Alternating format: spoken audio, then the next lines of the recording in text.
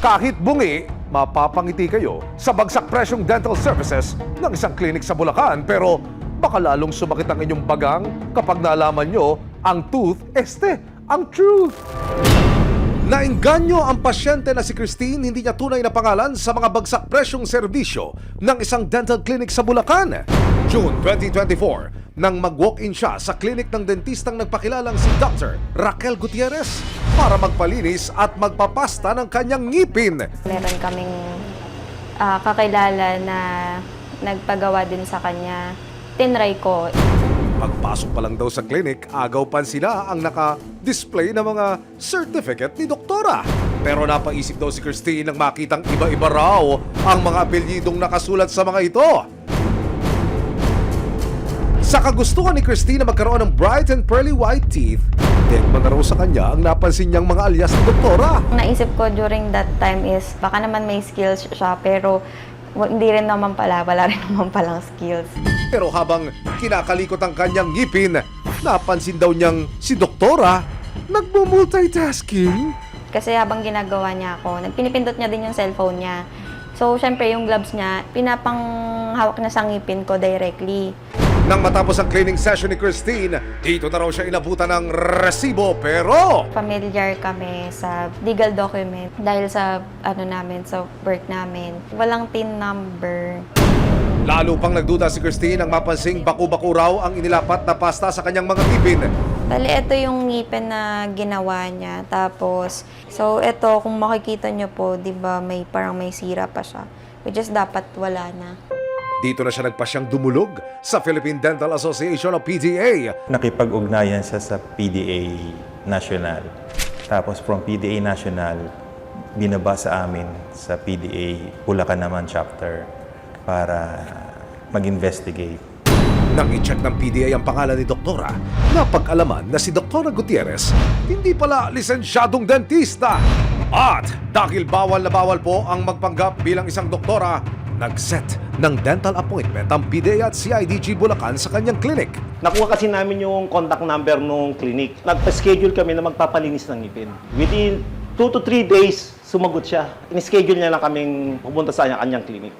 October 16, 2024, kasama ang resibo, nagtungo ang mga operatiba sa sinasabing clinic ni Doktora. Pagdating sa lugar, makikita ang isang babae sa tapat ng isang bakay na nagtuturo ng parking. Ayan na pala eh. Sige pa sa unahan daw, kuya. Pagpasok sa clinic, sinimula na niyang suriin ang kanyang patient for the day. Wala siyang kalam-alam na ang nakasalang niyang pasyente, operatiba na pala ng CIDG. Kaya po ang doktor, no? Si Dr. Raquel po, Confirmed, siya nga ang hinahanap na dentista. Ilang sandali pa, nagsimula na sa pagse-sales talk ng kanyang dental services si Doktora. Kaya gusto mo, tapos dito sa lower, fixed bridge lang. Yung jacket din, fixed bridge, parang ganito. Bali, 1, 2, 3. Magkano po kaya yun? 7,000 isa. Ng fixed bridge? Ng isang peraso. Sa iba, 10,000 yan. Nang matapos ng subject ang cleaning, inabot na ng operatiba ang bayad na 500 pesos. Hudyat ang mga taga-CIDG para arestuhin siya. Mga pulis po kami taga-CIDG po kami. Reklamo lang po. Ito ay aming hinuhuli. Bakit? Sa illegal practice of dentistry. Kami taga si IDG. Apo, dentist po ako. Si Doktora hindi na ubusan ng depensa. May lisensya po ba kayo? Apo. Ano po lisensya niyo? Ayan po. Meron na. Dok, may lisensya daw eh. Ma'am, may license po ba kayo? Apo, yung free license. Pwede po ba makita, ma'am, yung license niya? Akuha niyo na lang, ma'am. Eh, nakasusi yung kwarto ko. Meron o wala, Doktora? Huwag kayong mag-alala. Hindi ako. Willing akong mag-ano. Kung ako, illegal talaga ako. Pwede ako. Sumama sa ikulong niya ako. Walang problema. Tama po ba? Nakanim po siya kay... Pero si Doktora wala na yatang masabi at napaupo na lang. Okay, aminin ko. I will tell you the truth na. Ako po ay nag-board exam. Ang naipasa ko lang po ay yung practical. Napag-alaman din ng PDA ang misteryo sa likod ng magkakaibang apelyido na ginagamit ni Doktora. Ano po talaga ang pangalan niyo po? Raquel Gutierrez. Gutierrez 500 pesos. Yung Gutierrez po, Yun po apelyido yung- ng mister niya. Hindi, yun po yung apelido ko nung graduate ako. Ano po? Yung tahonera po, sino po Kasi ba? po yung Jacinto, pangalawang asawa ko na po, yung Jacinto namatay sa Saudi. Okay. Pangalawang asawa ko na po itong darating, tahonera. Kasama ang mga sinasabing certificates ni Doktora. Kinumpis ka ng mga otoridad ang mga dental equipment na ginagamit ni Doktora. Kayo po ay aming hinuli sa kasong illegal practice of dentistry. Matapos pasakan ng kanyang mga karapatan, si Doc mukhang may biglang realization pa. Nasaan ko na po yan, willing nga akong magpakulong para ako'y makapag-diet. At ang mga papromo ni Doktora, birthday blowout pa. Kasi ang purpose ko, makatulong ko sa kapwa ko. Kasi ang mahal ng dentistry ngayon, di ba? Kaya nga, dahil hindi masabi ko may promo ko, kasi birthday ko, pasasalamat yun kay Lord sa binigay sa aking buhay.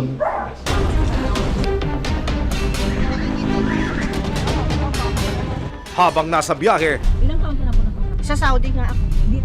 Dito po sa Pilipinas. Mga 5 years. Siyempre, alam ko nga namang illegal ako. Dahil nga siguro, by, tawag dito, yung by words, nalaman nila, ay magaling yung dentista na yun. Tapos, mura pa ang singil, mabait pa. Ganun kasi ang comment nila eh.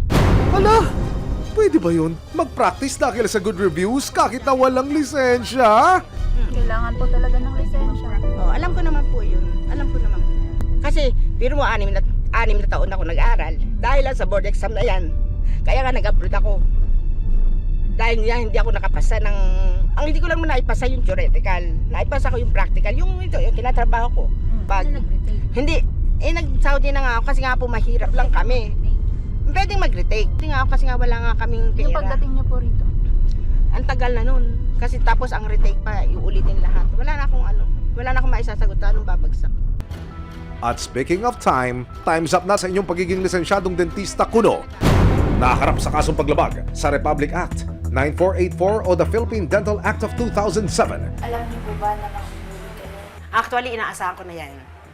Buhat nung pinasok ko yung pagmamalpractice, talagang nakahanda na yung loob ko na darating ang araw na may magsusumbong kasi nadyan yung inggit sa ating mga tao, yung crab mentality. Ayon sa kanya, isang malaking kahiyan daw sa kanyang pamilyang sinuportahan ng kanyang pag-aaral oras na malaman lang hindi siya nakapasa ng licensure exam. Actually, sa pamilya ko, walang nakakaalam kahit si Kogawad. Hindi niya alam na ako pala isang peking dentista. Pinagtapos ako nung kapatid ko.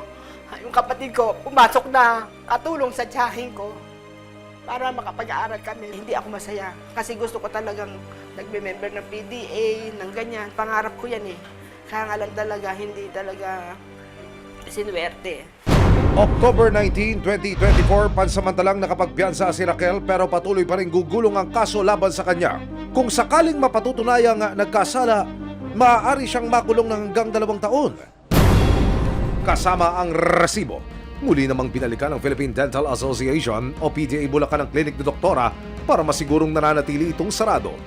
Mula ho rito sa labasan, Doktor, tama ho ba? Hindi masyado tanaw mula ho rito sa ating kinalalagyan yung klinik. Ito medyo. Ito ho mismo? Yung pintuan na maliit na yan. Nung binerify nyo, siya ba yung nag-ooperate pa? Hindi na po. Hindi na ho nag-ooperate. Minabuti rin ng resibo na makuha ng panayam ang isa niyang kamag-anak na isang lisensyadong dentista. Ayon sa investigasyon ng PDA, nagpapasa raw si Raquel ng mga pasyente sa kanya. Doktora, kilala niyo po ba itong nagpapakilalang dentista na tumutugon ho sa pangalang Binibining Raquel Gutierrez? Bali, ano po siya, pisang buo ng tatay ko. Doktora, bakit niya kaya pinasok yung ganitong hanap buhay? Siguro po, dahil sa pangangailangan din, dahil may mga anak na nag-aaral. Nag-aaral naman siya, nakatapos naman po siya ng dentistry.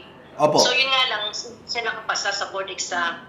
Sa totoo lang po, ang alam ko, lisensyado siya. Hindi ko alam na underboard pala siya. Hindi siya nakapasa pala. Hindi maling sundin ang payo na follow your dreams. Pero ibang usapan na yan, oras na may panlilinlang at pagpapanggap ng nagaganap.